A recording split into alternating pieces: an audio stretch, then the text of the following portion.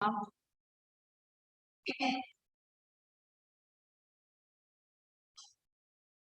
अब ये एक ऐसे साइंटिस्ट हैं जिनकी आपको हिस्ट्री विद ईयर याद रखनी है। ये क्वेश्चंस में आते हैं, इनका कब क्या हुआ है, कब इन्होंने पढ़ाई की है, कब इन्होंने कितने साल इन्होंने रिसर्च की है, कब इनका पहला पब्लिकेशन आया और कब इनकी डेथ हुई और कब इनके काम को दोबारा रिकॉग्नाइज किया गया। ये सारी ईयर्स आएंगे आपके 6 से 7 ईयर्स। ये सभी क्वेश्चंस के लिए इम्पोर्टेंट। जहां हम बोलते हैं कि ईयर इंपॉर्टेंट है उसको ध्यान में रखें, ठीक है बेटा। G J Mendel, Gregor Johann Mendel, father of genetics हैं। born on 1822 at Heinzendorf, Silesia village of Germany. सिर्फ जर्मनी याद रखो, इतना काफी है, ठीक है। Augustinian monk at Brno Brunn monastery in Austria, ये याद रखना है आपको, ऑस्ट्रिया। मॉन्क समझ में आता है, पादरी, ठीक है। पादरी जो फादर लोग होते हैं चर्च में। नाउ चेक रिपब्लिक जिसको आप बोलते हो, आज के डेट में वो वहां पे, पहले उसका नाम था, ऑस्ट्रिया में था। ओके बच्चा। फिर आपको ध्यान रखना है, नॉलेज बहुत होती है, जैसे ना कि किसी के पास बहुत प्रकांड नॉलेज है लेकिन वो टीचिंग स्किल नहीं है, तो इसी तरीके के थे ये। काम कर रहे थे अच्छा, लेकिन टीचर थोड़ा बहुत टीचिंग करते हैं, पादरी लोग भी पढ़ाते हैं, पता है आपको, जैसे मदरसे में बच्चे जाते हैं वैसे वहां पे भी बच्चे आते हैं, तो ये पढ़ाते थे लेकिन नॉट अ ग्रेट टीचर, बहुत अच्छे टीचर नहीं थे। Okay, but well trained in math. जो इनके पॉजिटिव चीज थी वो इनकी स्टैटिस्टिक्स और मैथ और प्रोबेबिलिटी, ऑब्वियसली सब मैथ्स का ही पार्ट है, अलग अलग ब्रांचेस है, तो मैथ्स, स्टैटिस्टिक्स, प्रोबेबिलिटी। तो जो लोग थोड़ा भी मैथ्स का एक अप्रोच रखते हैं ना, उनका एक लॉजिकल ब्रेन होता है, ठीक है। ब्रेन के पार्ट में मैंने बताया था, उनका थोड़ा सा लॉजिकल रीजनिंग वाला ब्रेन होता है, तो इनका भी उसी तरीके का कुछ ब्रेन था। अब ये फिजिक्स इन सब चीजों में इंटरेस्ट इनका था भी कि वेल ट्रेंड, इनको अच्छी खासी नॉलेज थी, नॉलेज डिलीवर नहीं करना आता था, इसलिए इस पे जाना मत कि बड़े अच्छे टीचर नहीं थे तो हम उनको क्या, उनको ऑलरेडी रिकॉग्निशन मिल चुका है, आपके जजमेंट की जरूरत नहीं है, इस फादर ऑफ जेनेटिक्स है, ठीक है। And interested in plant and heredity, आपके काम की चीज, उनका इंटरेस्ट था। वो ऑथराइज साइंटिस्ट नहीं थे, उनको कोई लैब नहीं मिली थी, उनको कोई टास्क नहीं मिला था, अपने इंटरेस्ट के अकॉर्डिंग वो कुछ एक्सपेरिमेंट को परफॉर्म कर रहे। ओके, जिस तरीके से उनको जब पादरी की पोस्ट मिली, तो पादरी और जो लोग भी चर्च में होते हैं उनको कुछ कुछ वर्क असाइंड हो जाते हैं, तो इनको जो वर्क असाइन था, इनको और इनके अंडर में रहने वाले लोगों को, उनको था कि ताजे ताजे सब्जियां आप चर्च वाले एरिया में ही, आपको एक नया गार्डन दे दिया गया, आप इस एरिया में आप एकदम ग्रीन वेजिटेबल्स और फ्रूट की सप्लाई को मेंटेन करें, ताकि हेल्दी खाना अंदर से ही चले। ओके, तो वो एरिया जो इनको मिला उसमें ये जो इंटरेस्ट प्लांट और हेरिडिटरी, इनको पैटर्न देखना और समझना कि ये क्यों हो रहा है, इस क्यूरियोसिटी से इनके एक्सपेरिमेंट की स्टार्टिंग हुई। Mendel in 1851 went to Vienna for their studies on natural history and mathematics. ध्यान रखना है। While assigned to teach, he was also assigned to tend the gardens and grow vegetables for the monk to eat. Clear है, कहानी जैसे सुनना है बस, कौन थे क्या थे, जब आएगा क्वेश्चन तो खुद याद आ जाता है अपने आप। Mendel had great interest on the plant hybridization. अब देखो बेटा, ये अपने आप में आपको पढ़ना है टॉपिक, बट यहाँ पे आप इतना समझ लो, प्लांट हाइब्रिडाइजेशन। आपको पता है जब कोई भी सेल्फिंग और नेचुरल स्पीसीज में ब्रीडिंग हो रही है, दैट इज द इनब्रीडिंग, उसको बोलते हैं इनब्रीडिंग। ओके, जैसे ह्यूमन ह्यूमन से ब्रीड कर रहा है तो दैट इज इनब्रीडिंग। प्लांट के भी केस में होता है इनब्रीडिंग, लेकिन आप इंटेंशनली उसको लेबोरेटरी में गैमेट लिए और फ्यूज करा रहे हो दो अलग अलग स्पीसीज, मतलब एक ही स्पीसीज की दो अलग अलग वेराइटी से, एक साउथ में कहीं है, एक नॉर्थ में कहीं है, इस तरीके का, या वट एवर तुम समझो कि तुमने कॉम्बिनेशन करा रहा, that is known as hybrid. Hybrid बना दिया। Okay, it could be inbreeding, it could be outbreeding. Self भी हो सकता है, आउटसोर्सेस में भी होता है, डिफरेंट डिफरेंट स्पीसीज के बीच में भी हो सकता है, रिलेटेड स्पीसीज, मतलब वीट में भी जैसे समझो कि कई वेराइटी ऑफ वीट है। ओके, तो दो वीट की वैरायटी लेके उनके बीच में अगर क्रॉसिंग करा दिया तो that is not known as the inbreeding. तो हाइब्रिडाइजेशन को पकड़ना है यहाँ पे, प्लांट हाइब्रिडाइजेशन एक्सपेरिमेंट, इसके उससे मिक्स कराने में इनको इंटरेस्ट था। Okay, Mendel began his scientific investigation in 1856 और यहाँ तक ये नॉलेज थी कि फ्लावर के पार्ट है, फ्लावर के ही पार्ट में रिप्रोडक्टिव ऑर्गन्स है और रिप्रोडक्टिव सिस्टम इससे चल रहा है। तो एंजियोस्पर्म की बात होगी यहाँ पे, जो भी बात होगी। Mendel began his scientific investigation in 1856। अब देखो हायरार्की लिखते चलना। 1851 में अपॉइंट हुए, गार्डन बनाया होगा इतने साल पेशेंस के साथ। 1856 से इन्वेस्टिगेशन स्टार्ट हुआ, एंड हुआ है 1863 में, पब्लिश कर दिया इन्होंने 1865 में। 2 साल लगे इनको सिर्फ पेपर लिखने में। ठीक है, कितने ईयर अभी तक इम्पोर्टेंट। सबमिट किया 1865 में, पब्लिश हुआ 1860। ये तुम लोग को समझ में आता है? मतलब जैसे सपोज मैंने पेपर लिखा तो मैंने पेपर को कन्वे कर दिया, अब वो पेपर चेक होके रिव्यू होके ऑथराइज होके पब्लिश हो जाएगा, उसको कितना भी टाइम लग सकता है, कभी कभी 1 साल लगता है, कभी 3 महीने में भी हो सकता है, कभी 2 साल तक भी लग जाता है। क्लियर? कभी 2 साल बाद रिजेक्ट भी हो जाता है, उसमें करेक्शंस आते हैं, रिव्यू आते हैं। तो this is very important, this is like कि एग्जाम का एनालिसिस। ठीक है, तो आपको यहाँ कुछ ईयर मिल रहा है बेटा, उसको ध्यान रखना। एक्सपेरिमेंट टाइम पीरियड 1856 से 1863, कितने ईयर्स हुए? ना ना ना,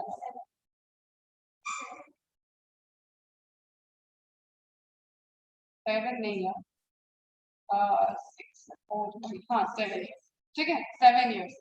He presented his research paper, research reports in 1865। अपनी प्रेजेंटेशन देना स्टार्ट कर दिया उन्होंने, कोई उनको सुनता नहीं था, वो सब क्यों था, अभी बात करते हैं। His paper was first time published in the Proceedings of Society in 1866। It is like कि journals। ठीक है, प्रोसीडिंग जर्नल्स अलग कैटेगरी के होते हैं। द टाइटल ऑफ पेपर, ये क्वेश्चन है बेटा, एक्सपेरिमेंट्स ऑन प्लांट हाइब्रिडाइजेशन। ये क्वेश्चन है, आपको ध्यान रखना। ये स्लाइड इंपॉर्टेंट है, फिर से हम रिपीट कर दे रहे हैं। ईयर ध्यान रखना है, ये हेडिंग याद रखनी है, जो इनका टाइटल है। प्रोसीडिंग्स जनरल है, 1866 में फर्स्ट टाइम पब्लिश हुआ, 1865 में इन्होंने प्रेजेंटेशन दी थी और सबमिट कर दिया था। 1863 तक ये सिर्फ वर्क किए थे और इस ड्यूरेशन में भी वो ऑब्वियसली उनके एक्सपेरिमेंट थे तो उसके स्टैटिस्टिकल एनालिसिस करके उसको सेव करते हुए चल रहे।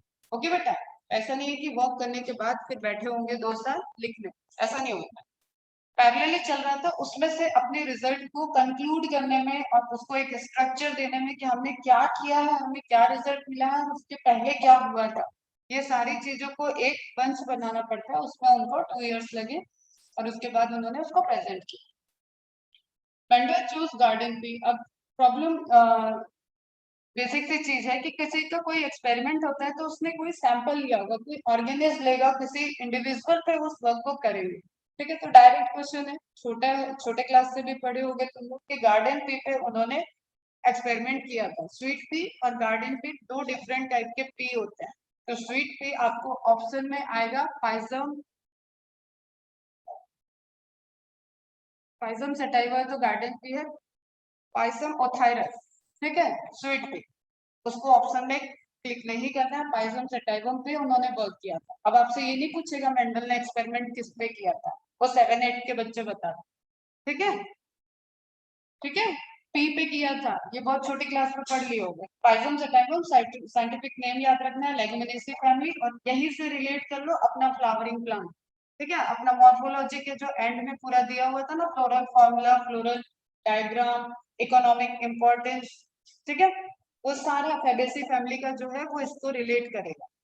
एस्टिवेशन बताओ, पी का एस्टिवेशन,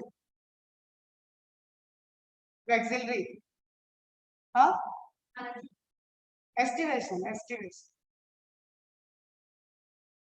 अभी रिवीजन कर, बोला भी है, सबसे इंपॉर्टेंट है स्टैंडर्ड, विंग्स, कील, इतना तो नहीं भूलो बेटा। एस्टिवेशन क्या होता है? पेटल और सेपल का अरेंजमेंट, रिंग्स का अरेंजमेंट। ठीक है, उसमें रिंग्स में कौन सा देखना है आपको? पेटल सेपल, एक सबसे लार्जर होगा, दैट इज स्टैंडर्ड।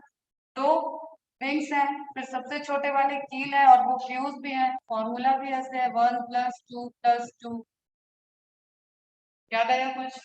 हाँ, तो ये सारे क्वेश्चन इससे रिलेटेड है, इसलिए मैं बार बार वहां पे भी बोल रही थी कि इंपॉर्टेंट है ये, क्योंकि जेनेटिक्स में यही सैंपल है।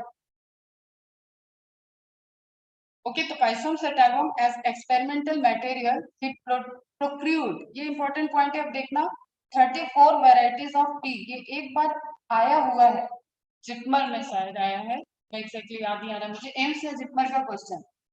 ओके, तो इसको तुम्हें ध्यान रखना है कि जो उन्होंने एक्सपेरिमेंट करने के लिए लिए थे वो 34 वेराइटीज थे, लेकिन जो फाइनली उन्होंने कंक्लूड किया है वो 14 वेराइटीज। तो ये क्वेश्चन फंसाता है, समझ में आ रहा है? 7 कैरेक्टर को देखे हैं, 7 कैरेक्टर डिफरेंट डिफरेंट, मतलब कंट्रास्टिंग कैरेक्टर। अगर इधर ब्लैक है तो दूसरे में व्हाइट है, ये प्लांट छोटा है तो ये प्लांट लंबा है, तो 7 कैरेक्टर के कंट्रास्टिंग कैरेक्टर मिला के आपको 7 + 7 कितने हो गए? 14। तो जो उन्होंने varieties of plant, pea plant की स्पीसीज की वेराइटीज दिया है कैरेक्टर्स को स्टडी करने के लिए, दैट इज 34। और जो उन्होंने कंक्लूड किया है, जो उनके स्टडी में कंक्लूड में है, दैट इज 14। और जो कैरेक्टर है वो है 7। समझ में आया?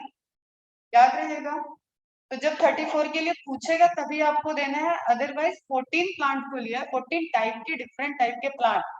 ओके, डिफरेंट टाइप के प्लांट, वेराइटी ऑफ प्लांट्स है। अभी देखते हैं क्या क्या वेराइटी है, घबराओ मत, बस जो 34 वेराइटी लिखा है उसको समझो। है वो सभी पाइसम सटाइवम, लेकिन पाइसम सटाइवम की जगह जगह अलग अलग वेराइटी है। ओके, उन वेराइटीज में उन्होंने जो स्टडी करने के लिए सैंपल लिए, उस सैंपल की अगर आप प्लांट की लिस्ट बनाओगे तो दैट इज 34। लेकिन वो थोड़ा सा मैथमेटिक्स का है ना, तो थोड़ा स्मार्टली उन्होंने अपने रिजल्ट को दिखाया, जिसमें उनको रिजल्ट नहीं मिल रहा था वो चीज उन्होंने हटा रखी। ओके, तो जो चीज जहाँ पे उनको कंक्लूडिंग लिखा और रिलेटेड लिखा, उस चीज को उन्होंने दिखाया। तो 34 में 14 प्लांट्स को उन्होंने दिखाया है, बाकी प्लांट्स को उन्होंने नहीं दिखाया। ओके, और कैरेक्टर पे बात आएगा तो 7 कैरेक्टर मतलब 7 पेयर ऑफ प्लांट को लेंगे। क्वेश्चंस अलग अलग तरीके से आते हैं, आपको बहुत बेसिक चीजें हैं ये। जेनेटिक्स में लिया क्या है, अगर इसी में उलझ जाओगे तो फिर प्रॉब्लम। क्लियर बच्चा? विच है कंट्रास्टिंग फीचर। अब ध्यान से यहाँ पे देखो, 34 वेराइटीज हो गया पी का, प्लांट का, पाइसम सटाइवम का, विच है कंट्रास्टिंग फीचर। क्या होता है? अगर आप ब्लू बोल रहे हो तो दूसरी तरफ ग्रीन हो, ठीक है, कुछ ऐसे समझोगे। एकदम ब्लैक बोलो, चलो ग्रीन हटाओ, ब्लैक बोल रहे हो तो कंट्रास्टिंग क्या हो जाता है हमेशा? व्हाइट। टॉल बोल रहे हो तो डॉल। ओके, और राउंड बोल रहे हो तो रिंकल, सीड के शेप में आ जाता है रिंकल। कलर में देख रहे हो तो कंट्रास्टिंग, मतलब कैरेक्टर वही है। अब देखो कुछ चीज यहाँ पे समझो जेनेटिक्स की, अभी आएंगे हम लोग टर्मिनोलॉजी पे। अब क्योंकि यहाँ कैरेक्टर लिखा है तो थोड़ी सी चीजें समझो। डीएनए उसके अंदर भी है, डीएनए इसके अंदर भी है, पाइसम सटाइवम ये भी है, पाइसम सटाइवम ये भी है, क्रोमोसोम नंबर इक्वल अमाउंट में होगा। बात ये है, सुनो भी ध्यान से इधर, ये यहाँ पे क्या हो गया, ये हम बना रहे हैं एक क्रोमोसोम, जो सिंपल आप बच्चों वाला कार्टून वाला क्रोमोसोम बनाते हैं वही कार्टून क्रोमोसोम हो गया। हम कह रहे हैं कि इस क्रोमोसोम के यहाँ पे जीन है, सीक्वेंस ऑफ जीन है जो कहीं डीएनए में इस तरीके से प्रेजेंट थे, और वो कंडेंस होने के टाइम ऐसे आ गया। समझ में आ रही बात? अब जब ये इतना लंबा डीएनए कंडेंस हुआ तो ये ब्लू वाला पोर्शन आपको यहाँ पे दिख रहा है, फोकस करो। क्लियर है? इसके पास इंफॉर्मेशन है कि वो प्लांट टॉल होगा या ड्वार्फ होगा, टॉल होगा या ड्वार्फ होगा, ये इंफॉर्मेशन इस जीन के पास है। अब पूरी जीन में, पूरे डीएनए में क्या इंफॉर्मेशन है उसको, उससे मतलब अभी नहीं है, एक कैरेक्टर की बात है, ठीक है। अब दूसरा क्रोमोसोम आएगा, ऑब्वियसली एक मेल गैमेट वाला होगा, एक फीमेल गैमेट वाला होगा, होमोलॉगस पेयर होंगे, इतना तो आप सेल साइकिल से समझ चुके थे। ओके, तो इस पे भी सेम कैरेक्टर का जीन होमोलॉगस पेयर है तो यहीं पे होगा। मतलब ये कैरेक्टर क्या हो गया? हाइट, लेंथ, हाइट, उसका कैरेक्टर हो गया, उसकी लोकेशन आपके दोनों क्रोमोसोम में सेम है, लेकिन इंफॉर्मेशन अलग है। अब समझो, अब हम आते हैं, information is tall and dwarf. Suppose ये ए क्रोमोसोम है, ये बी क्रोमोसोम है, तो ए के पास हम कह रहे हैं कि टॉल की कैरेक्टरिस्टिक्स है, बी के पास ड्वार्फ की कैरेक्टरिस्टिक्स है। समझ में आया? एक होता है कैरेक्टर, ट्रेट, फिर उसके होते हैं कंट्रास्टिंग जीन, एलील बोलते हैं। अभी आएंगे वन बाय वन डेफिनेशन, सब आपको नोट्स में बनाना है, बट समझो अभी कि वो देख क्या रहा है, समझना बहुत जरूरी। तो डीएनए इज कॉमन। डीएनए क्या होता है सबको पता है, हिस्टोन प्रोटीन के अराउंड बाइंड है, वो भी सबको पता है। कंडेंस होगा तो क्रोमोसोम बनेगा, कंडेंस होगा तभी सेल डिवीजन होगा, सेल डिवीजन होगा तो मियोसिस 1 आएगा, मियोसिस 1 में प्रोफेज होगा, प्रोफेज में पैकाइटिन आएगा, पैकाइटिन में क्रॉसिंग ओवर होता है। ये जितना हम बोल रहे हैं तुम्हारे भी दिमाग में होना चाहिए। ओके, तो जब क्रॉसिंग ओवर होता है तभी एक्सचेंज ऑफ जेनेटिक मटेरियल होता है। कहीं पे भी किसी को भी कंफ्यूजन हो, कल ही लेक्चर लिया है मियोसिस का, कौन का, अब कल का पब्लिश जो लेक्चर होगा चैनल पे वहां पे देख लोगे, फटाफट उसको रिवाइज कर लो, और आज लेंगे उसके आगे का, प्रोफेस कल कंप्लीट हुआ है, ठीक है, तो कल का और आज का लेक्चर देख के रिवाइज करो। क्या है? याद आ जाएगा मुझे जहाँ तक है। तो अब लोकेशन, होमोलोगस पेयरिंग वहां पे बनती थी जाइगोटिन में, उसके बाद पैकाइटिन आता था जो 3.4% डीएनए रह गया, रेप्लिकेशन नहीं हुआ, वही आपस में क्या होते थे, मिक्सिंग हो जाते थे, उलझ जाते थे, और फिर जब अलग होने का सेपरेशन का टाइम होता था तो एक्सचेंज ऑफ जेनेटिक मटेरियल, उसी को हमने बोला, जिससे नए नए रिकॉम्बिनेशन बनते। ओके बच्चा, तो अब जब इसके फ्यूजन से जाइगोट या इसके अभी ये गैमेट बन रहा है, तो ये गैमेट में क्या जाएगा, किसी भी स्टेज पे देखो तो वो डिसाइड करेगा कि कौन सा जीन गया और कितने अमाउंट में गया। कैपिटल टी गया तो टॉल हो जाएगा, स्मॉल टी गया दोनों साइड से तो डॉर्फ हो जाएगा, एक साइड से कैपिटल टी गया, एक साइड से स्मॉल टी गया तो भी टॉल होता है। तो सारे कॉम्बिनेशन अभी हम लोग देखेंगे। अभी अभी बस ये समझना है कि जब वो कैरेक्टर्स ले रहे हैं तो वो कंट्रास्टिंग कैरेक्टर को ले रहे हैं, ठीक है। कंट्रास्टिंग कैरेक्टर हमेशा होमोलॉगस पेयर में सेम लोकेशन पे होते हैं, सेम लोकेशन पे होंगे। ट्रेट, फिनोटाइप सेम होगा, वो हाइट का फिनोटाइप है तो हाइट का ही होगा, उसमें 2 वेरिएशन आ सकते हैं, 3 वेरिएशन, जैसे तुम्हें ब्लड ग्रुप का याद हो, ठीक है, एबीओ ब्लड ग्रुप सिस्टम में मैंने मल्टीपल एलील बताए थे, ठीक है, ए भी है, बी भी है, ओ भी है, फिर ए बी का कोडोमिनेंस भी बताया था, तो that is multiple polygenic condition. Okay, multiple समझो।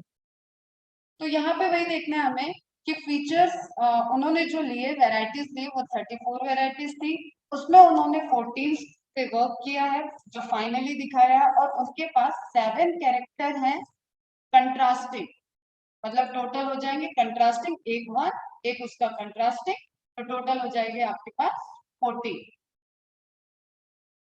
7 into 2 40। ओके, अब features of python as experimental material, क्यों इसको चूज किया था, एक अपने आप में सब्जेक्टिव क्वेश्चन, आपके लिए इंपॉर्टेंट क्वेश्चन है, ठीक है, क्यों चूज किया गया भाई, क्यों लिया उन्होंने पाइथन सेटाइगम में, क्यों लिया।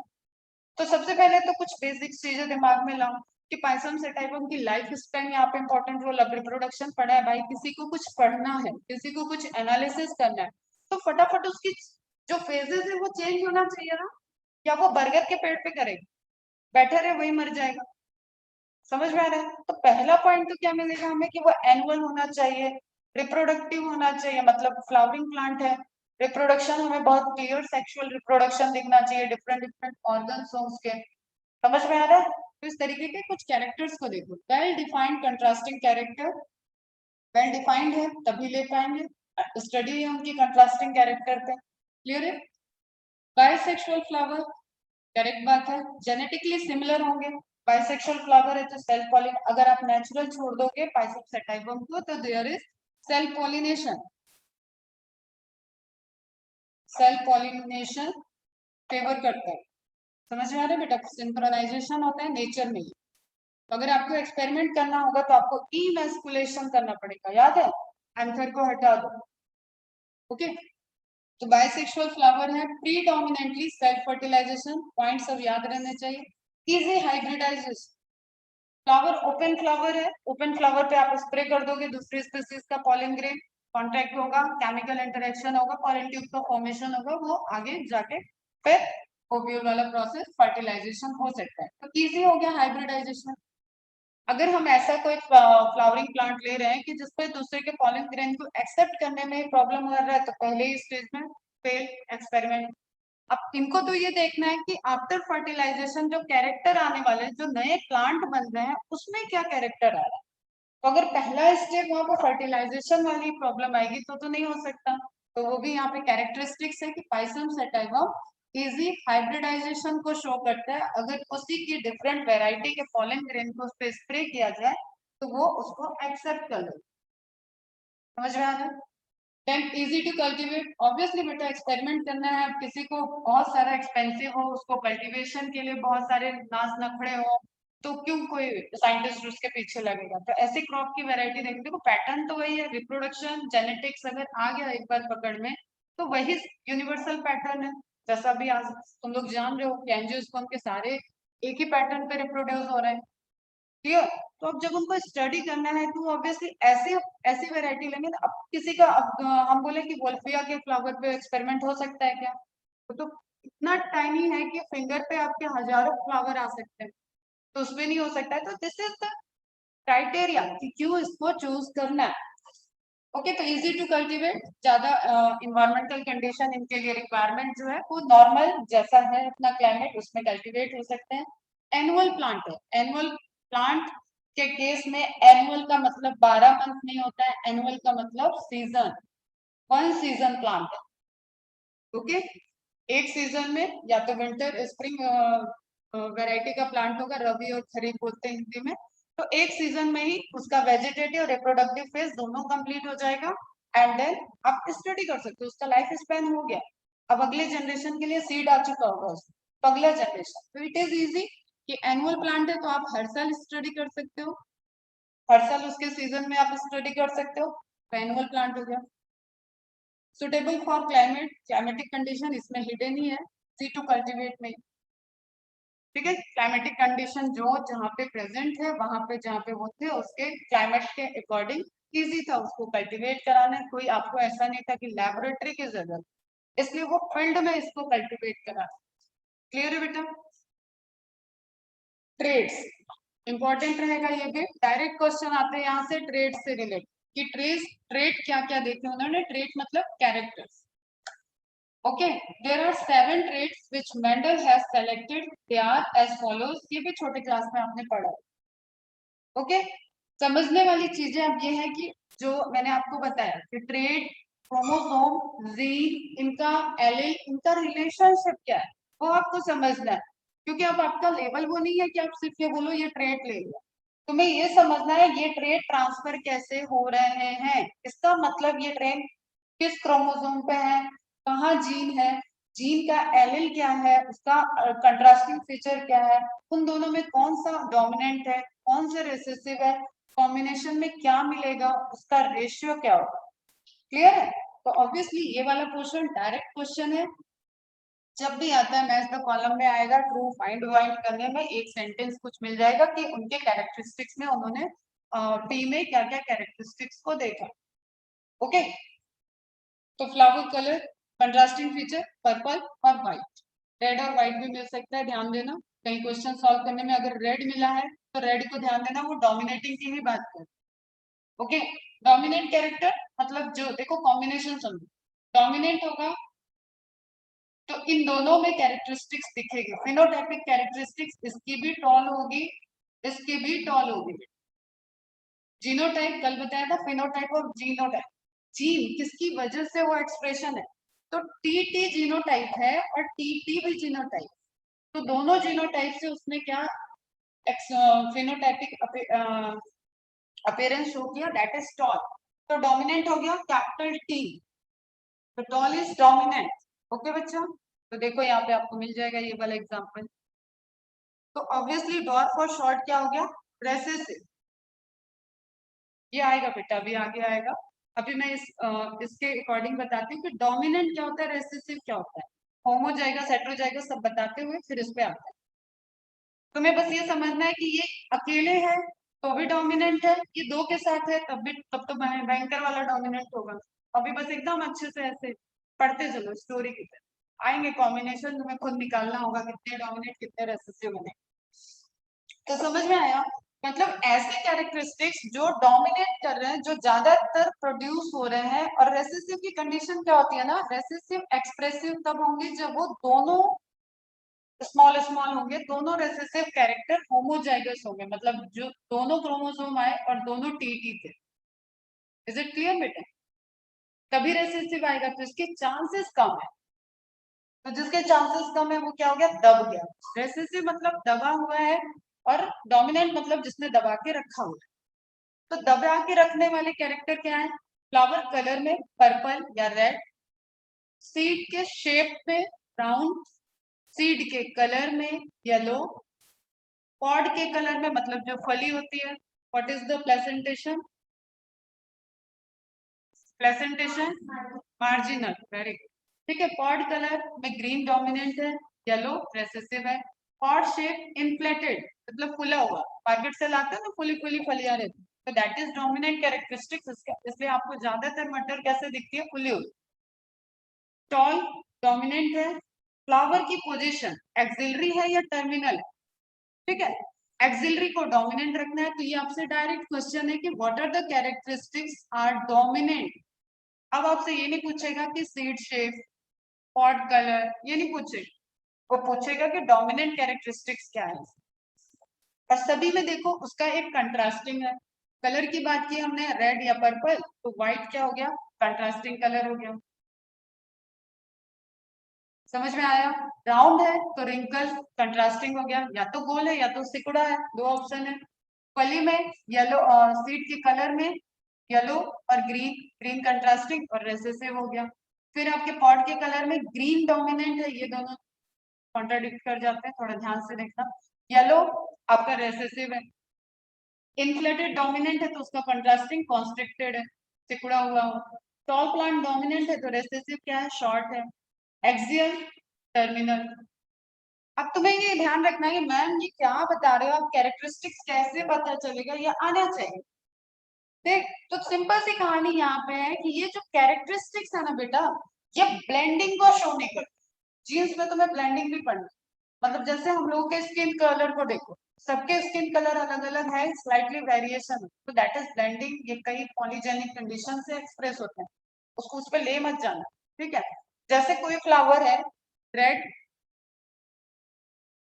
को डोमिनेंस का फिनोमेना भी पढ़ना है, रेड है और व्हाइट है, और नया फ्लावर क्या आ रहा है उसकी नई प्रोजेनी में आ गया पिंक, तो this is the blending of character. तो दोनों कैरेक्टर मिलके उसको एक्सप्रेस किया है। तो ये सारे कैरेक्टर देखो, इसमें कहीं आपको इसके बीच का नहीं दिखेगा, इसके अलावा नहीं दिखेगा, इसके अलावा नहीं दिखेगा, इसके अलावा नहीं दिखेगा, कोई भी बीच वाला चीज नहीं। They are very clear. Okay, ये स्पीसीज में एक्सियल है तो इसमें टर्मिनल ही होगा, तो उन्होंने बीच के कैरेक्टर नहीं लिए हैं, एकदम फाइन कैरेक्टर कंट्रास्टिंग फीचर्स को दिए, मतलब पर्पल और व्हाइट को मिला दिया जाए तो स्लाइटली ब्लूइश कलर आना चाहिए, तो ऐसा कुछ नहीं है जहाँ पे ब्लूइश फ्लावर आएंगे।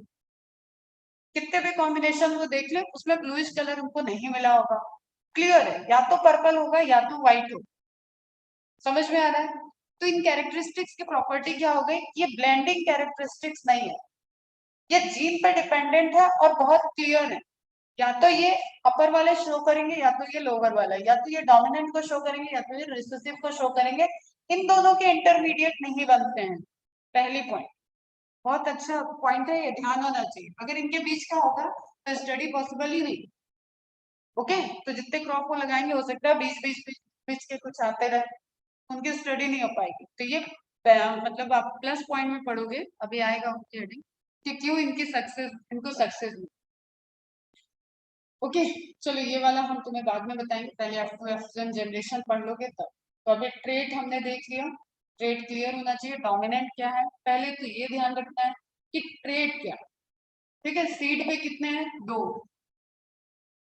सीड पे कितने हैं? दो। दो कैरेक्टर लिए उन्होंने, सीड के शेप को, सीड के कलर। फ्लावर पे दो, दो कैरेक्टर लिए हैं, फ्लावर का कलर, फ्लावर का पोजीशन। प्लांट की हाइट पे दो कैरेक्टर, प्लांट की हाइट पे एक अकेला है, पॉट पे, पॉट पे अगेन दो है, तो टू टू टू सिक्स हो जाता है, और एक अकेले हाइट अलग कर। ठीक है, तो पॉट पे दो कैरेक्टर है, फ्लावर पे दो कैरेक्टर है, एंड सीड पे दो कैरेक्टर। सीड पे दो पॉसिबिलिटी क्या है, या तो सीड का शेप देख लेंगे या तो सीड का कलर देख लेंगे। पॉट पे क्या है, या तो पॉट का शेप देख रहे हैं या तो पॉट का कलर देख रहे हैं। फ्लावर का क्या देख रहे हैं? फ्लावर का कलर देख रहे हैं, फ्लावर की पोजीशन देख रहे हैं। इससे किसी को कोई प्रॉब्लम? फिर एक अकेला बच्चा प्लांट की हाइट, तो 2 2 2 1। इसके निमोनिक पे मत जाना, अगर इतने के लिए तुम्हें निमोनिक की जरूरत पड़ रही है मतलब तुम्हारा अप्रोच गलत है। तो फिर मोनोडाई हाइब्रिड इसके रेशियो और सबके निमोनिक में घूमते रह जाओ, बहुत सारे निमोनिक अवेलेबल है। समझो जेनेटिक्स इज पुअर यार, आगे जाके डॉक्टर बनना है, डीएनए वगैरह पे ड्रग्स डिस्कवर कर सकते हो, कुछ भी कर सकते हो, तो कोर को समझ के जाओ। क्या इसमें याद करना है, चार तो चीज है, उसके लिए हम चल रहे हैं चार निमोनिक पर, फिर निमोनिक याद करने के लिए भी निमोनिक बनाना, तो वो सब डायरेक्शन में मत जाओ। और बिलीव करो कोई भी बच्चा ये दोबारा मेरे से क्लास नहीं लिया, जेनेटिक्स की, बायोटेक्नोलॉजी की, ह्यूमन फिजियोलॉजी की, तुम्हारे सीनियर्स अच्छा परफॉर्म कर दिया ना बायो में, अब तुम्हें अपना ट्रस्ट होना चाहिए कि वो न ही किसी दूसरे सोर्स पे गए हैं, न ही कुछ उन्होंने किया, सिर्फ जो इंस्ट्रक्शन है उसको फॉलो किया। तो इन सब चीजों के लिए आपको रटने के लिए कहीं जाने की जरूरत नहीं है, समझते सब। ठीक है, तो सीड पे दो कैरेक्टर हो गए, फली पे दो कैरेक्टर हो गए, फ्लावर पे दो कैरेक्टर हो गए, और एक खुद के खुद प्लांट पे कैरेक्टर। अब ऑब्वियसली इसके कैरेक्टरिस्टिक्स में मैंने बताया कि सेल्फ फर्टिलाइजेशन को ये फेवर करता है। आपको एक्सपेरिमेंट करना है तो पहले तो सेल्फ फर्टिलाइजेशन को रोकना पड़ेगा, उसके लिए टेक्निक पढ़ाई है मैंने, emasculation, bagging technique, emasculation technique. Emasculation में क्या होगा, एंथर को हटा दो, जब वहां पे एंथर ही नहीं रह गया, वहां पे पॉलन ग्रेन का फॉर्मिंग मेल पार्ट है ही नहीं, तो वो यूनिसेक्सुअल फ्लावर हो, तो सेल्फ पॉलिनेशन के चांसेस खत्म। Now wait for the stigma to be reproductive, to be receptive, वो रिसीव करने के लिए प्रिपेयर हो जाए, ठीक है, मैच्योर हो जाए, उस टाइम उस पे पॉलन ग्रेन को स्प्रे कर देना है। तो for hybridisation it is the removal of anther from the bisexual flower so that self fertilization is prevented and hybridization is promoted. Okay, cross fertilization को promote करना, generally done in the morning before 10 o'clock. Why? It is the healing, best healing time, plant का best healing time होता है। Plant को रात में plug नहीं करना चाहिए बेटा, बिल्कुल भी शाम के बाद नहीं प्लग।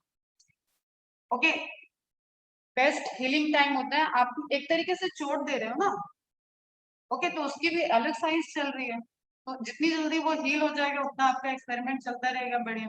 तो बेस्ट हीलिंग टाइम होता है morning time. Pisum sativum if not disturb always self fertilise, ध्यान रखना है आपको, सेल्फ पॉलिनेशन इसका फेवरेट।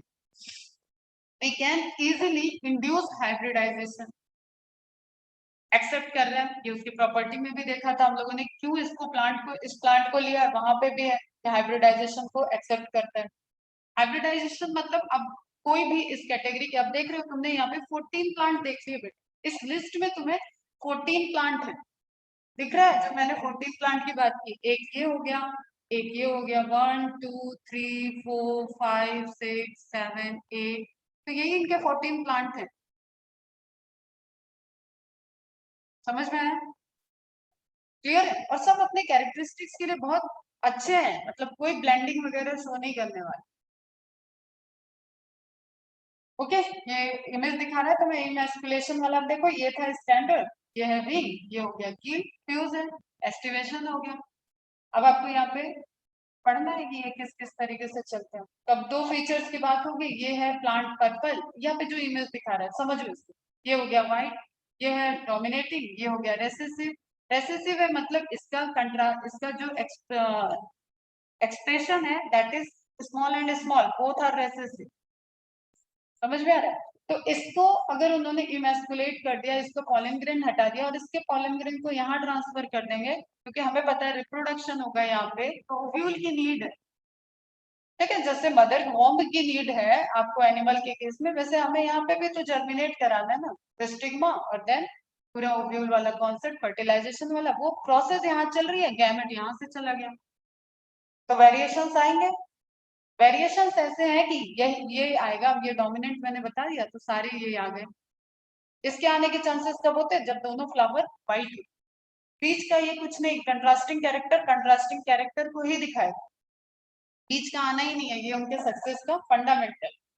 और एक्सेप्शंस पढ़ोगे जब मोनोडाइहाइब्रिड सब हो जाएगा, तो एक्सेप्शन पढ़ोगे कि कहाँ कहाँ मेंडल्स अप्लाई नहीं हो सकते। सिंपल तुम्हें दिख रहा है, जिस जिस फ्लावर में जो बीच की चीजें शो करेंगे वहां मेंडल इज अप्लाई नहीं हो सकते, ठीक है बेटे। तो रीजन फॉर मेंडल सक्सेस, बेटा सेम लिंक से तुम लोग दोबारा ज्वाइन कर लेना। Selection of garden pea as experimental material, अब इसको आपको लिंक करना है कि व्हाई ही सेलेक्ट, वो आंसर उधर था, प्रॉपर्टीज। ठीक है, ही कंसीडर्ड ऑन कैरेक्टर।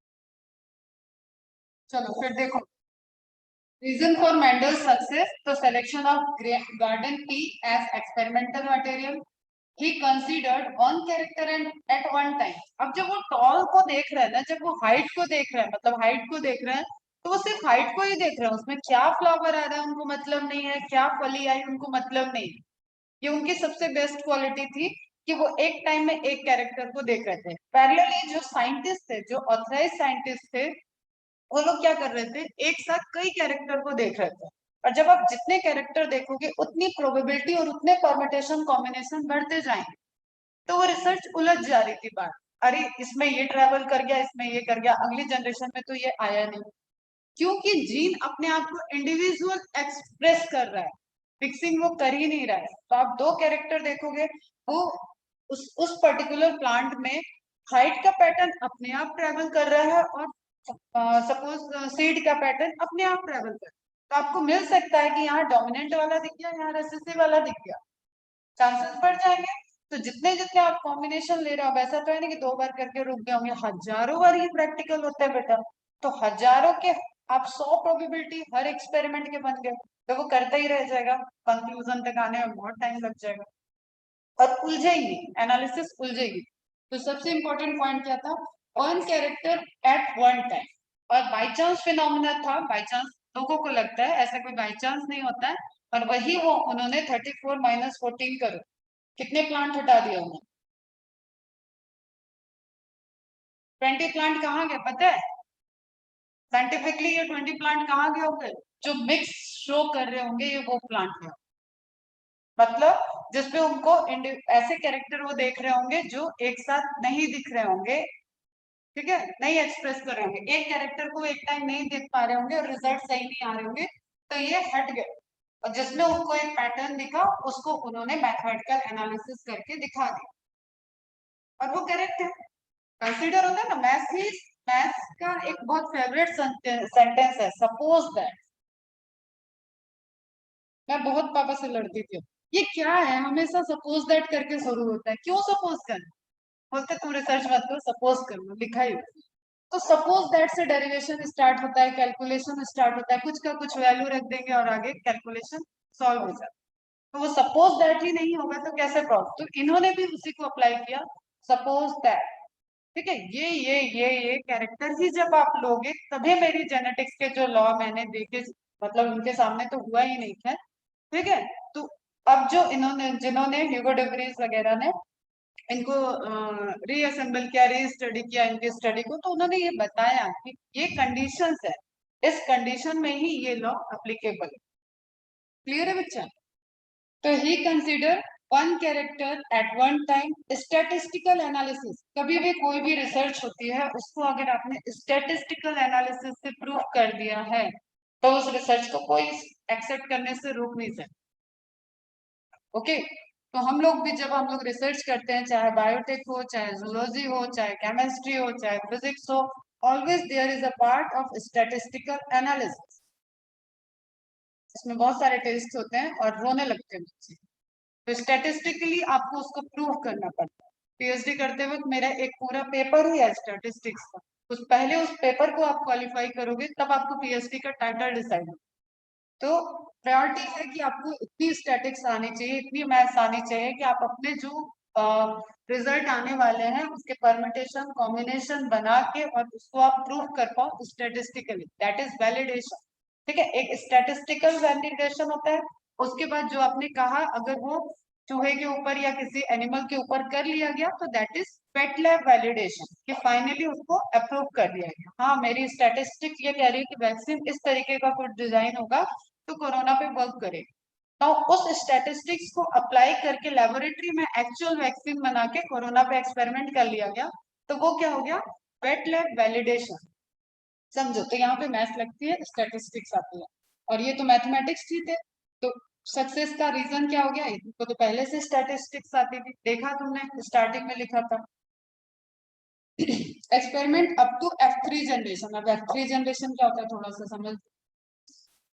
जैसे पेरेंट्स हैं, पेरेंटल जनरेशन, तो F0, F का मतलब होता है फ्लियल। ओके, पहला प्रोजेनी जो आया F1, F1 को क्रॉस कराया F2, F2 को क्रॉस करा दिया F3। अब ये प्लांट है बेटे, ठीक है। तो इसको एनिमल में तुम कैसे अप्लाई, तुरंत अपने दिमाग में बैठाने के लिए भाई बहन आपस में क्रॉस कर, भाई बहन आपस में क्रॉस कर लिए, भाई बहन आपस में क्रॉस कर, प्लांट के भाई बहन हो गए। प्लांट में तो ऐसा कुछ है नहीं जेंडर वाला, वहां लड़ाई झगड़ा होने या कोई ऐसी बात है या रूल रेगुलेशन है, तो वहां आपको क्या करना है, सिर्फ स्टिग्मा और एंथर का ध्यान रखना है। अब इसी की F1 जनरेशन के जितने प्लांट है उनके बीच में आपने क्रॉसिंग कराया, तो जो रिजल्टेंट आएगा वो F2 हो जाए। ओके, फिर क्रॉसिंग कराया तो जो रिजल्ट आएगा वो F3 हो जाए। बाहर से कोई प्लांट लाने की फिर नीड नहीं है, जस्ट ये दो पेरेंटल प्लांट से स्टार्ट हुआ और उसके बाद सेल्फिंग सेल्फिंग सेल्फिंग। तो इन्होंने कहां तक रिजल्ट देखे, हर सीक्वेंस में हर कैरेक्टर के लिए result up to F3 generation.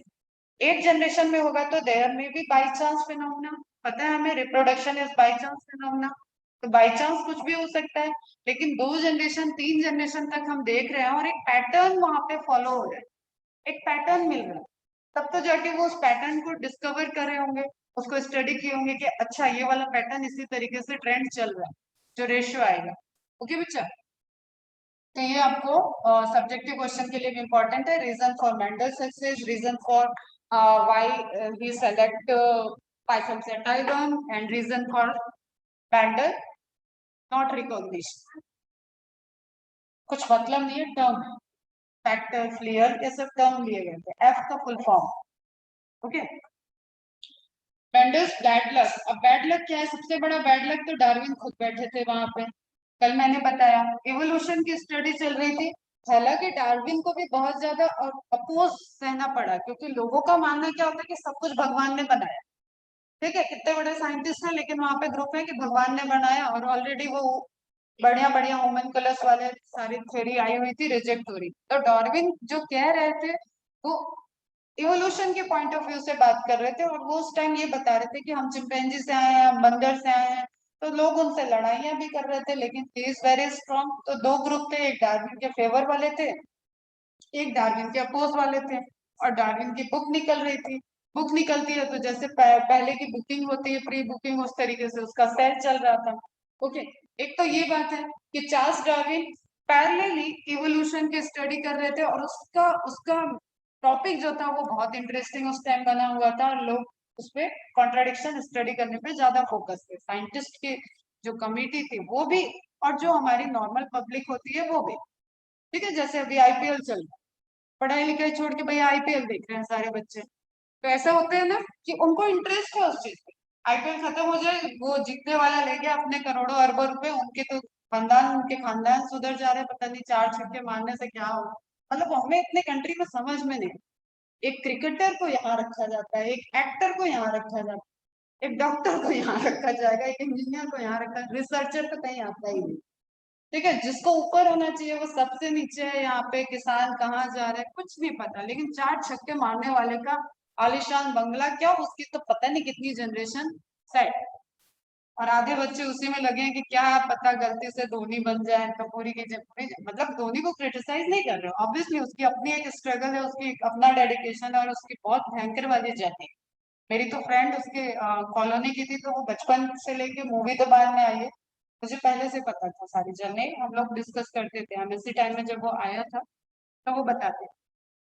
तो सबका अपना अपना फील्ड है, उसको क्रिटिसाइज नहीं कर रहे हैं, जस्ट हम ये बता रहे हैं कि किस तरीके से एक लेवल चलता है ना कि सोशल में क्या चीज पढ़ना है, क्या चीज ज्यादा फोकसिंग है। तो पूरी जो सोसाइटी है वो उस वक्त जो भी पढ़ने लिखने वाले थे वो इवोल्यूशन की तरफ ज्यादा इंक्लाइन थी।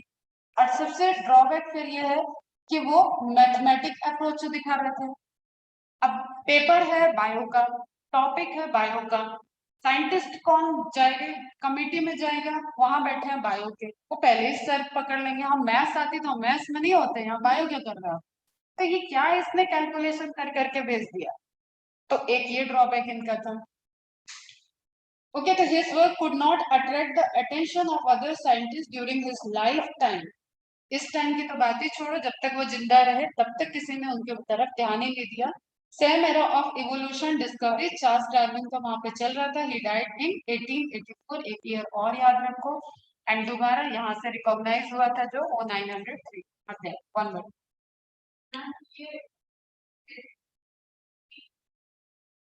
1884, ठीक है। 65 66, अब सोच लो 66 से लेके 84 तक उनका एक ही काम था कि उनके काम को रिकॉग्निशन दी, और उसी में वो बीमार पड़ गए। डिप्रेशन तो अच्छे अच्छे को ले जाता है। फिर 1900 में रीडिस्कवरी अलग अलग जगह पे स्टार्ट हुई, जिसमें 3 साइंटिस्ट इन्वॉल्व थे। तीनों साइंटिस्ट का नाम आपको याद रखना है बेटा, Hugo de Vries, Carl Correns, सी हो गया, ठीक है। कॉल कॉरेंस एंड शेमार, हॉलैंड हॉलैंड में थे, जर्मनी में, ऑस्ट्रिया में, तीनों अलग अलग जगह पे थे। और तीनों ने, ऐसा नहीं होता कि कहीं लिटरेचर मिल गया और इंटरेस्ट, हो सकता है पैरेलली आप कुछ कर रहे हो वो दुनिया में कहीं और भी कोई कर रहा है। तो तीनों अलग अलग, इनके आपस में कोई कनेक्शन नहीं थे, लेकिन तीनों स्टडी कर रहे थे मेंडल के वर्क पे। ओके, और जब इन तीनों ने कंक्लूड करके एक टाइम में, एक फ्रेम में दिया उस स्टडी को, तो इन तीनों ने एक दूसरे की स्टडी को देखा और ये पाया कि हमको एक ही डायरेक्शन में स्टडी कर। फिर तीनों मिले और इसमें कॉरेंस ने पूरा का पूरा उनका रीडिस्कवर किया, लॉज दी। डायरेक्ट क्वेश्चन है कि लॉज किसने दिए हैं? मेंडेलियन लॉ जो तुम लोग पढ़ते हो ना, वो लॉ मेंडल ने दिए नहीं है। ओके, वो है मेंडल के लॉ क्योंकि मेंडल ने डिस्कवर किया। तो कॉरेंस इसमें सबसे स्मार्ट थे, सबसे तेज थे, उन्होंने उसको रूल्स एंड रेगुलेशन बना के मेंडल के लॉ बना दिए। समझ में आया? फिर ये सब चलता रहा 1903 तक। अब इन लोग की कहानी धीरे धीरे आएगी। कुछ आज टर्मिनोलॉजी समझ लो। जीन, बहुत बार सुना होगा। जीन मतलब सिंपली इंफॉर्मेटिव पार्ट। तुम्हें क्या समझ में आएगा, मैं बताऊं, मुझे ही नहीं समझ में आया था कब तक, ग्रेजुएशन तक तो पता ही नहीं था कि जीन और डीएनए ये सब होता क्या है। डिफरेंस बता दे कोई टीचर तो बहुत बड़ी बात है, ठीक है। होता है ना, इंफॉर्मेशन है ना, पढ़ लो जो लिखा है, बस इतना ही चलता था ट्रेंड हम लोग के साइड, बहुत खतरनाक वाला है। तो इंफॉर्मेटिव जीन मतलब, अगर आपका ये डीएनए है, आप समझो ध्यान से, ये डीएनए है, इस डीएनए पे हमने बोला कि बेटा जी यहाँ पे 2000 सीक्वेंस है, 2000 न्यूक्लियोटाइड पड़ा है ना बेटा, न्यूक्लियोटाइड है। जो न्यूक्लियोटाइड आपस में मिलके 3 इंफॉर्मेशन को रखी हुई है, बाकी सब क्या है? जंक है, ठीक है। तो वो 3 लोकेशन जहां पे इंफॉर्मेशन है, अब देखो हम बहुत धीरे धीरे नहीं पढ़ाएंगे क्योंकि बहुत स्लो हो जाता है। अब तुम्हारी समझने की शक्तियां बढ़ाओ। मैंने बनाया डीएनए, अब मैं कलर चेंज करूंगी, डिजाइनिंग करूंगी, तो इस पे टाइम खर्च होगा। मैंने बनाया डीएनए, मैंने बोला इस डीएनए के अंदर जितने भी न्यूक्लियोटाइड हैं, कुछ समझो यहाँ पे 30 न्यूक्लियोटाइड चले गए, यहाँ पे 40 न्यूक्लियोटाइड है, 400 मान लेते हैं, बड़ा वाला जीन है, ठीक है। यहाँ पे 200 दे देते तो इसको 300 कर लो, ठीक है। इतने इतने न्यूक्लियोटाइड तो तुम्हारे इन्वॉल्व हो गए इंफॉर्मेशन में, 423, बाकी भी रिमेनिंग रह गए। तो जो इंफॉर्मेटिव पार्ट हो गए ना बेटा, ये ए बी और सी, ये हो गए उस डीएनए के जीन। डीएनए के अंदर से तुमने अगर माइनस कर दिया इंफॉर्मेटिव पार्ट को, तो बच जाता है junk part. Informative part, then बचता है जंक, कचरा, ठीक है। कचरा नहीं है वो इसके प्रोटेक्शन के लिए है। समझना, वो सब आएगा धीरे धीरे कॉन्सेप्ट जब आप म्यूटेशन की बात करते हो ना। अगर देखो सन के रेज आने की चांसेस है, तो रेज आने की चांसेस, और इसको हम बहुत ज्यादा क्वाइलिंग करके हमने सेव कर दिया, तो प्रोबेबिलिटी इसकी कम होती जाएगी कि इसको वो सन रेज हिट करे। तो जंक पे कहीं भी करे हमें फर्क ही ना पड़ रहा है। समझ में आया? तो इंफॉर्मेटिव पार्ट जो 2% जीन है, आएंगे हम लोग ह्यूमन जीनोम प्रोजेक्ट पे इस पे ज्यादा बात करेंगे, उससे कई गुना ज्यादा हमारे डीएनए के अंदर नॉन इंफॉर्मेटिव है, जिसको बोलते हैं introns. Okay, and this is exons. Intron और एक्सॉन दोनों मिल के बनाते हैं यूकैरियोटिक डीएनए। भूलोगे ये बात? Exon plus introns, they together forms DNA. अब एक्सॉन से ही ऑब्वियसली बनेगी इंफॉर्मेटिव एमआरएनए। अगर थोड़ा सा भी सेंट्रल डॉगमा दिमाग चल रहा है तुम लोगों का, तो मेरे साथ चलाओ। जीन के पास है इंफॉर्मेशन किस चीज की? प्रोटीन बनाने, तो बीच में कौन आएगा? एमआरएनए आता है ना। एमआरएनए आया तो उसके पास इंफॉर्मेशन जाएगी, किस तरीके की? इंटरप्टेड इंफॉर्मेशन, नॉन इंफॉर्मेशन दोनों जा रहा है, वो डीएनए से कोड हुआ है बेटा। फिर ये अपने आप को मैच्योर करेगा, नॉन इंफॉर्मेटिव पार्ट को रिमूव कर देगा, अब हो जाएगा मैच्योर एमआरएनए। ठीक है, अभी हम टॉपिक के टर्मिनोलॉजी नहीं दे रहे हैं, इसको बोलते हैं एचएनएमआरएनए, आगे आएगा एमआरएनए, तो वो डिफरेंट है, मॉलिक्यूलर बेसिस में पढ़ना। तो ये एमआरएनए अब जो मैच्योर वाला होगा उसमें सारे इंटरवेनिंग सीक्वेंसेस को, जैसे तुम्हारी कॉपी में तुम दो दो तीन तीन पेज छोड़ छोड़ के तुमने कोई इन्फॉर्मेशन लिख दी एग्जाम में, और वहां पे कोई सिंबल नहीं लिखा है कि पीटीओ या कट नहीं किया, तो एग्जामिनर तो पहले वाले 2 पेज देखे, एक को पलटेगा, 2 को पलटेगा और सोचेगा बस इतना ही किया, आगे वाली इन्फॉर्मेशन उसने देखी ही नहीं। तब जब राइबोसोम के पास आ रहा है कि एमआरएनए से उसको क्या बनाना है, अगर उसके पास इंफॉर्मेशन वाला पार्ट आया और फिर नॉन इंफॉर्मेशन वाला पार्ट आ जाएगा और वो लंबा चलेगा, तो प्रोटीन डायरेक्ट सिंथेसिस नहीं हो सकता, तो रिमूव होगा नॉन इंफॉर्मेटिव पार्ट। ये पढ़ना है आपको पोस्ट ट्रांसक्रिप्शनल चेंजेस में। तो अब जो एमआरएनए बना बेटे, उसके पास हो गया कंटिन्यूअस एक्सॉन्स की इंफॉर्मेशन और उसके रिस्पेक्ट में बनता है प्रोटीन। तो मैम क्या बता रही थी, जीन क्या, समझ में आया? जीन है क्या? जीन डीएनए का वो पार्ट है जिसके पास है प्रोटीन के फॉर्मेशन की इंफॉर्मेशन। अगर इंसुलिन प्रोटीन बन रहा है तो इसके इंफॉर्मेशन, इंसुलिन फॉर्मेशन जीन के पास। अगर एलएमएनए प्रोटीन बना है तो उसकी इंफॉर्मेशन एलएमएनए जीन के पास। ठीक है, तो अब आ जाओ, टर्म दिया है जॉनसन ने, ये chapter scientific point of view से बहुत इंपॉर्टेंट है बेटा, आपको लिस्ट ऑफ साइंटिस्ट हम प्रोवाइड करें, मत देना अब इसमें टाइम। ठीक है, चैप्टर की सारी लिस्ट ऑफ साइंटिस्ट हम दे गए। टर्म जॉनसन ने दिया है smallest hereditary unit, hereditary unit जो इनहेरिट हो रही है, तो सबसे स्मॉलेस्ट तो यही हो गई ना, इन्फॉर्मेशन तो आ रही है, जंप डीएनए तो अपने आप आ जाए। एक्सप्रेसिव, आपके हाथ का कलर, आपकी आई का कलर कैसा हुआ, आपके हेयर का कलर कैसे हुआ, दैट इज द जीन। तो स्मॉलेस्ट पार्ट जो हेरिडिटरी यूनिट की तरह वर्क कर रहा है, यूनिट है। एक न्यूक्लियोटाइड कभी हेरिडिटरी नहीं हो सकता बेटा, एक डीएनए का सीक्वेंस हेरिडिटरी नहीं हो सकता, जीन होगा जिसके पास इंफॉर्मेशन थी। रटना है क्या ये? नहीं रटना है। ओके, स्मॉलेस्ट हेरिडिटरी यूनिट के ही पास इंफॉर्मेशन होगी कि कैरेक्टर कैसा पास ऑन होना है। Part of DNA having a particular information, एक डीएनए के पार्ट पे जहां पे पर्टिकुलर इंफॉर्मेशन है उसी को हम जीन कह रहे हैं। Made up of polynucleotide, DNA polynucleotide से बना होता है, तो जीन भी क्या है, डीएनए का पार्ट हो गया, डीएनए का पार्ट है तो पॉलीन्यूक्लियोटाइड होगा, एक सिंगल न्यूक्लियोटाइड जीन नहीं होगा। ठीक है, फिर भी म्यूटेशन में कॉन्सेप्ट आएगा, पॉइंट म्यूटेशन को वहां बात करें। हैव इंफॉर्मेशन फॉर ट्रांसलेशन, वही जो अभी सीक्वेंस कहानी बताई, ट्रांसलेशन इज व्हाट, एमआरएनए से प्रोटीन का बनना ट्रांसलेशन होता है, इतना तो कई बार बताया है ना। This process is translation, DNA से आरएनए का बनना,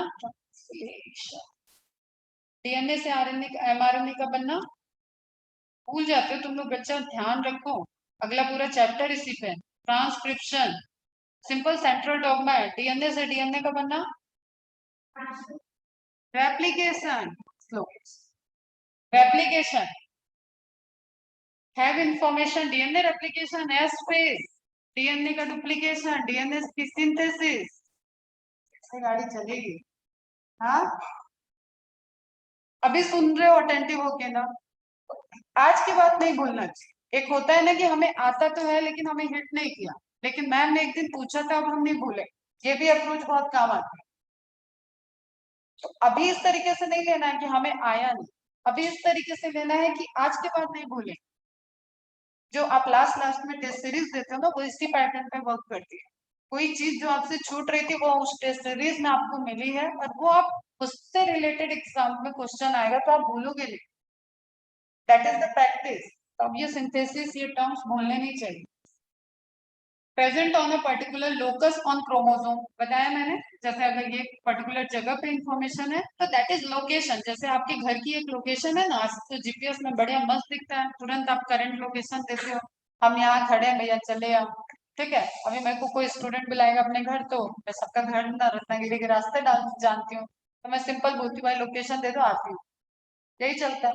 ठीक है, तो लोकेशन बहुत इंपॉर्टेंट है। Linearly arranged on the chromosome, linear में है बेटा, कुछ ऐसा नहीं है, डीएनए लीनियर स्ट्रक्चर पता है हमें, ठीक है।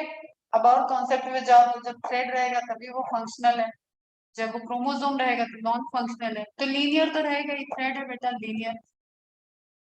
Biochemical nature first stabilise by Avery MacLeod, क्या लिख दिया एम होगा, ठीक है, मैक्लियार्ड एंड मैकार्टी।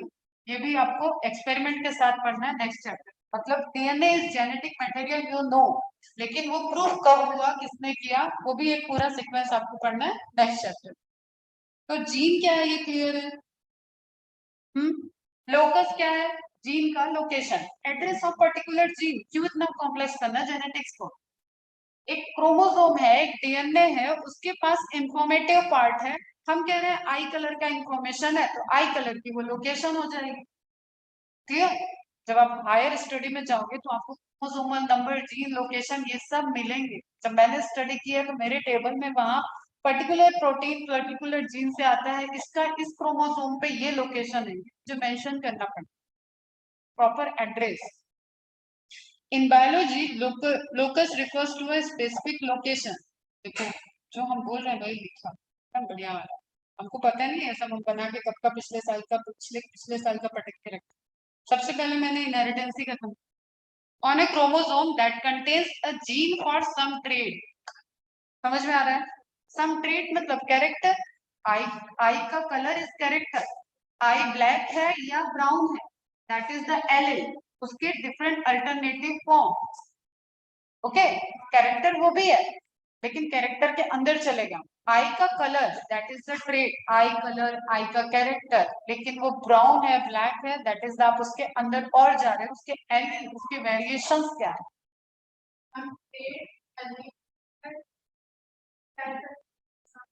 ट्रेट और कैरेक्टर को तुम अभी एक जगह रखो, एलिल उसके अल्टरनेटिव फॉर्म। ओके, एलेलोमार अल्टरनेटिव फॉर्म ऑफ जीन आते हैं, अभी टर्मिनोलॉजी में आएगा।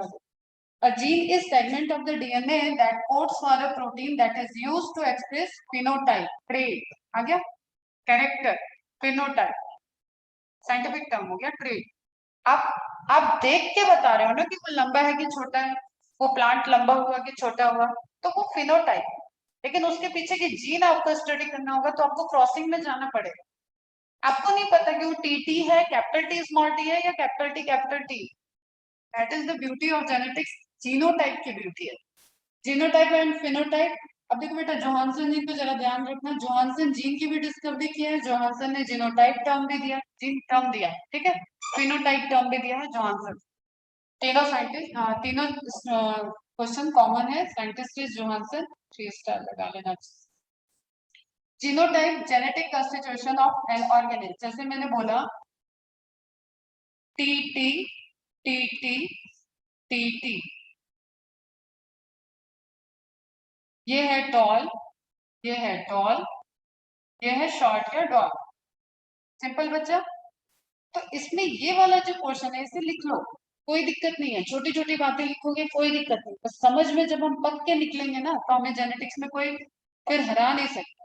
जेनेटिक डिसऑर्डर हम कैसे ट्रीट करेंगे, ये क्या होते हैं, ये जीन है, जीन की इंफॉर्मेशन जीनोटाइप, ये स्ट्रक्चर्स हैं, ये मॉर्फोलॉजी है, ये मॉर्फोलॉजी है, एक्सटर्नली वो दिख क्या रहा है, तो दैट इज द फिनोटाइप। कोई दिक्कत आ रही है क्या। इसी तरीके से आई का कलर ब्राउन ब्लैक ये सब क्या है, फिनोटाइप। लेकिन उसके पीछे के जीन, आप जो भुट्टा देख रहे हो, कॉर्न देख रहे हो, वो भी पढ़ना है आप। तो कॉर्न में कभी कभी आपको येलो सीड दिखते हैं, कभी कभी बीच बीच में आपको पिगमेंटेड दिखते हैं, डार्क ब्राउन दिख जाता है एक दो, वो सब क्या है, वो सब जीन की वजह से वेरिएशन आ गए।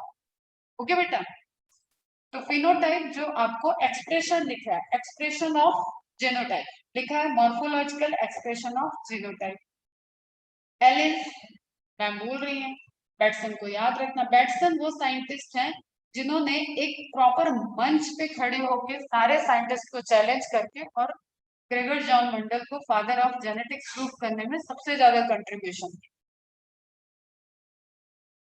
मतलब कहते हैं ना कि एक अच्छे मंच से आपने अपनी बात को बहुत स्ट्रॉन्ग तरीके से बोल दिया। मोदी जी उठेंगे खड़े होंगे कि नोट बंद रास्ते, तो नोट बंद, क्लियर। तो एक पावर में थे बैटसन, अच्छे साइंटिस्ट हैं, और उन्होंने फादर ऑफ जेनेटिक्स या पूरे जो अगर कहे मेंडल को रिकॉग्निशन देने में एक मंच से खुला खुला बोल दिए थे वो बैटसन। पढ़ना इनके बारे में भी। Alternate form of a gene, alternate form क्या हो गया? अब फिर से यही एग्जांपल ले लेते हैं। हाइट, हाइट के दो फॉर्म, हाइट एदर टॉल और डॉल।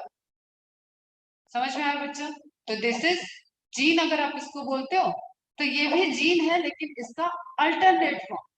तो दोनों एक दूसरे के क्या हो गए? एलिल्स हो गए। तो एक जीन का एक एलिल बोल लो या एक कैरेक्टर के दो एलिल, एक ही बात। Gene is allele, allele is gene. Okay, उस ट्रेट को एक्सप्रेस करने के लिए कितने डिफरेंट डिफरेंट टाइप के जीन है, दैट इज एलिल, उसका अल्टरनेटिव फॉर्म। ठीक है, फ्लावर है, फ्लावर रोज का फ्लावर ब्लैक है, ब्राउन है, येलो है, रेड है, किसी भी तरीके का, तो वो ब्लैक के लिए, ब्राउन के लिए, रेड के लिए, येलो के लिए, व्हाइट के लिए there is alternative form of genes, that is allele. लेकिन वो जीन किस चीज का है, वो ट्रेट क्या है? फ्लावर का कलर, रोज के फ्लावर का कलर। क्लियर है? तुम छोटे छोटे टर्मिनोलॉजी पहले क्लियर करो, फिर चलेंगे अपन इसके अंदर। अब यहाँ पे जो स्टडी कर रहे हैं वो अपेयर ऑफ कंट्रास्टिंग कैरेक्टर हम देख रहे हैं। मल्टीपल एलिल की बात नहीं हो रही है, सिर्फ हम दो दो देख रहे हैं, एक डोमिनेंट एक रेसिस। तो पेयर ऑफ कंट्रास्टिंग कैरेक्टर हम कह सकते। क्लियर है बच्चा? Homozygous, heterozygous. अभी जब मैंने टी टी लिखा तो that is homozygous, T T लिखा that is homozygous, T T लिख दिया तो हेट्रोजाइगस। हमको पता है टर्मिनोलॉजी, हमने बहुत जगह होमो हेट्रो पढ़ ली। हेट्रोथेलिक, होमोथेलिक, कई जगह हेट्रो होमो आ चुका है। तो होमो मीन्स होता है सेम, हेट्रो मीन्स होता है डिफरेंट। अब कोई दिक्कत? अगेन टर्म किसने दिया है? बैट्समैन ने। Homozygous, a cell with two identical gene. अब देखो बेटा, जब एक गैमेट बनता है तो तुम्हें पता है वो हैप्लॉइड, तो वो या तो टी लेके आएगा या तो टी दे। तो गैमेट में हमेशा एक ही जीन आएगा। जब वो प्लांट हम देख रहे हैं तो एक मदर वाला एक फादर वाला है बेटा। तो देयर इज चांसेस कि वो होमोजाइगस डोमिनेंट हो, होमोजाइगस रेसेसिव हो, या हेट्रोजाइगस डोमिनेंट हो। तीनों पॉसिबिलिटी हो रही है। समझ में आ रहा है? सबको आ रहा है ना समझ में? मेरे को खत्म करने की कोई जल्दी नहीं है, मैं जेनेटिक्स बहुत आराम से, क्वेश्चन सॉल्व होने चाहिए, सिलेक्शन होना चाहिए, जेनेटिक्स में कोई डाउट नहीं होना चाहिए।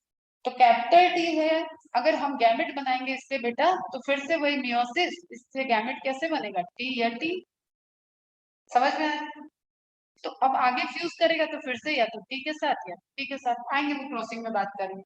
तो अगर जब वो प्लांट है, प्लांट बन गया है, वो डिप्लॉयड स्टेज में है, तो उसके अंदर क्या इंफॉर्मेशन है?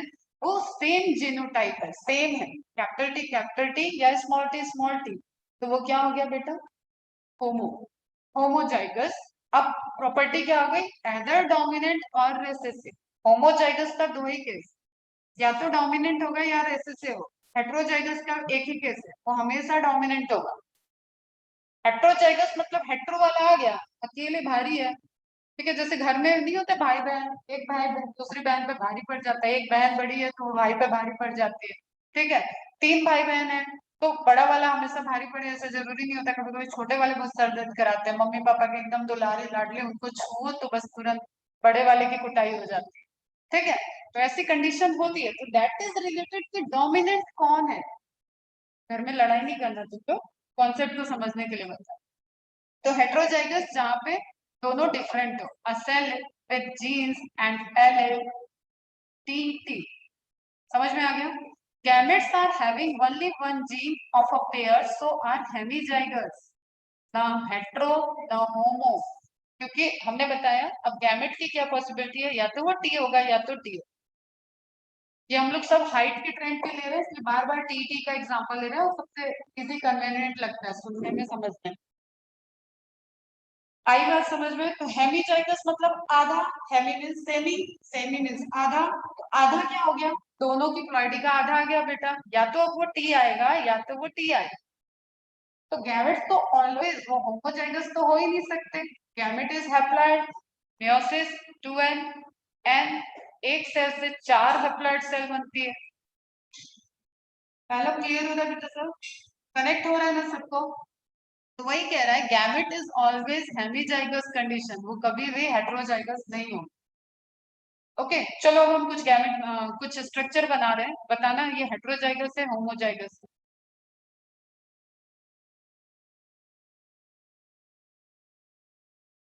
कैरेक्टर इंडिविजुअल हेट्रो, ठीक है, हेट्रो दोनों के लिए गड़बड़ कर दिए बस।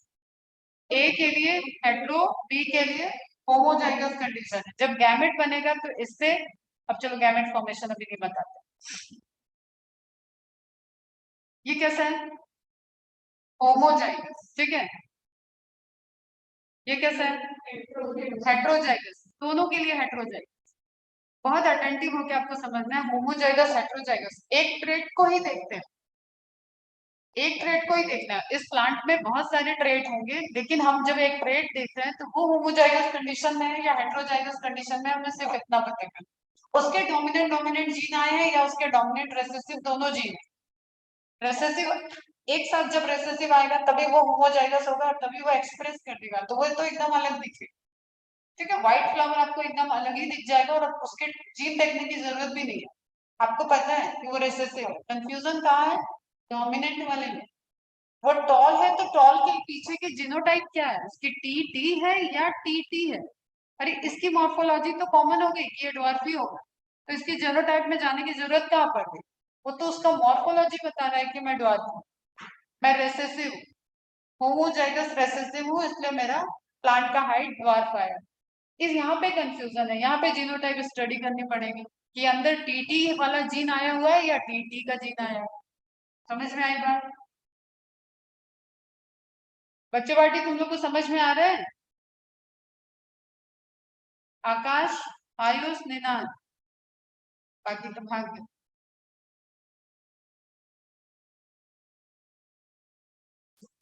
आज का लेक्चर एक बार और सुन लेना।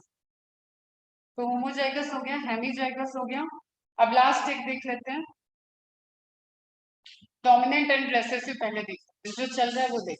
डोमिनेंट एंड रेसेसिव, जो अभी बोला वही चीज। डोमिनेंट जो डोमिनेट करेगा, जो दिख रहा है, मैं हूँ जीन में मेरी इंफॉर्मेशन है तो तेरी इंफॉर्मेशन आ ही नहीं सकती, तो दबेगा मेरे। सिंपल सी, ठीक है। मैं होमोजाइगस कंडीशन में आऊंगा या हेट्रोजाइगस कंडीशन में आऊंगा, एक्सप्रेशन तो मेरा ही वाला आएगा क्योंकि हम मिक्सिंग को शो नहीं करेंगे, तो बीच की कैरेक्टरिस्टिक्स आनी नहीं है। अगर हम प्लांट की स्पीसीज ले रखे हैं 5 फीट की और 2 फीट की, तो यहाँ पे 5 फीट या 2 फीट का ही ऑप्शन है, 3 फीट का ऑप्शन नहीं है, 4 फीट का ऑप्शन ही नहीं है।